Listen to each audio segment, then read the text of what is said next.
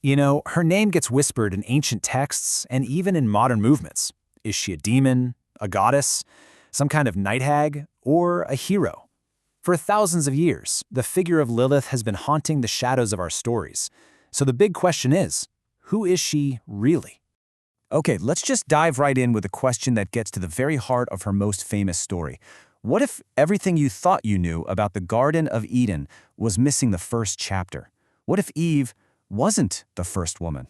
This right here, this is the statement that sparked a rebellion. Literally, at the dawn of creation, it's a demand for equality that got its speaker exiled from paradise and turned her into, well, the most notorious demoness in Jewish folklore. This is the voice of Lilith. So, this whole idea of another first wife, this isn't some modern fan fiction, you know? Not at all. It's a legend with these incredibly deep, fascinating roots, and it was actually designed to answer a really old question hidden right inside the book of Genesis. Okay, so this is probably the version of Lilith you've heard of, right? The story goes, she was created from the same earth as Adam, so she saw herself as his equal, plain and simple. But when he demanded she be subservient to him, she just refused. She fled the garden and became this dual figure of both fear and freedom. But here's the thing, as powerful as that story is, it's not where her journey actually begins. Not even close. All right, let's really get into this. To understand who Lilith is, we've got to go way, way back. I'm talking long before the Garden of Eden was even a concept. We're heading to the deserts and the dark chambers of the ancient Near East. So before she was ever Adam's wife, she was something else entirely. She was a Lilitu, which was basically a type of Mesopotamian demon. If you look at the timeline, we see her pop up first as this kind of mysterious wilderness spirit in a Sumerian myth way back around 3000 BCE. Then fast forward a couple thousand years, and she's being called a flyer in a dark chamber on an amulet, like a name to scare her away. She even gets that one super cryptic mention in the Bible, and then later, in the Talmud, she shows up much more clearly as this dangerous demon of the night. And get this, that's her one and only appearance in the entire Hebrew Bible. It's so brief you could blink and miss it. The text just lists Lilith alongside jackals and wildcats as just another creature out in the desolate wilderness. And it's that vagueness, that ambiguity, that basically left the door wide open for later storytellers to come in and say, okay, let's define who or what she really is. So you've got all these ancient, scattered threads, right? A night demon here, a wilderness spirit there. How in the world did they all get woven together into this one single unforgettable story? Well, that's exactly where our next chapter begins. It all comes down to this one text that pretty much defined Lilith for the next 1,000 years, the alphabet of Ben Sira. Now, this was a medieval work written somewhere between the 8th and 10th centuries, and it was satirical and honestly pretty shocking for its time. It took that mysterious Lilith from the Bible and gave her a backstory that was just so compelling it stuck. And the story it tells is like a 5-act drama. So first you have their creation. They're both made from the earth, totally equal.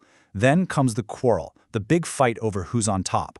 Third, she makes her escape by speaking the secret name of God. Talk about using forbidden knowledge. Fourth, she flat out refuses to come back, even when 3 angels are sent to drag her home. And finally, this is the chilling part. She makes a pact. She vows to harm newborns, but, and this is key, she agrees her power is useless against an amulet that has the names of those 3 angels on it. And you have to understand, this wasn't just some abstract fairy tale people told around the fire. No way. The story from Ben Sira tapped into some very real and, frankly, terrifying anxieties of the medieval world. It turned Lilith from just a character in a book into a tangible, real-world threat. I mean, think about it. In a time with tragically high infant mortality and incredibly rigid gender roles, Lilith became the perfect villain. She was the explanation for the unexplainable, for the horrible tragedy of losing a child. And at the same time, she was this terrifying cautionary tale for any woman who might even think about defying patriarchal authority. And this fear was absolutely real. People didn't just tell stories. They took physical action to protect their families. Archaeologists have literally found these things called incantation bowls buried upside down under homes, the idea being to trap her out. And for centuries, people made amulets for mothers and newborns, inscribed with the names of those 3 angels, Senoi, Sensenoi, and Semengelof, as a kind of spiritual shield against her power. But then, something truly remarkable happens. In the modern era, we get this huge plot twist. This feared, child-stealing demoness starts one of the most incredible transformations in all of mythology. She starts evolving from a figure of pure terror into a symbol of power. This whole shift really kicked off with the Romantic artists and writers back in the 19th century. They looked at her story and didn't see a grotesque monster. They saw a tragic, beautiful, and dangerously seductive femme fatale. So yeah, she was still a threat, for sure, but now her power wasn't just about demonic rage. It was tied to her allure, her beauty, her fierce independence. And this leads to this incredible inversion, where everything gets flipped on its head. The very traits that once made her a villain were now seen as her greatest strengths. Being a seducer was reinterpreted as a fight for equality.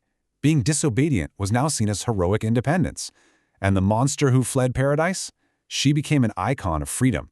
This whole transformation really comes to a head in the late 20th century, when Jewish feminists completely reclaim Lilith. In these new stories and interpretations, she's not a villain anymore, not at all. She is the first woman to demand equality. She's the one who chose her own life, no matter how hard it was, over a life of being subservient in some gilded cage. So, who is she? A dark demon of the night or a powerful icon of female freedom? The truly amazing thing is that after 3,000 years of stories, the answer is she's still both. Her story just keeps evolving, and it holds up a mirror to our own changing fears, our values, and how we define power. The story of Lilith isn't over. It's still being written every single time a new generation dares to speak her name.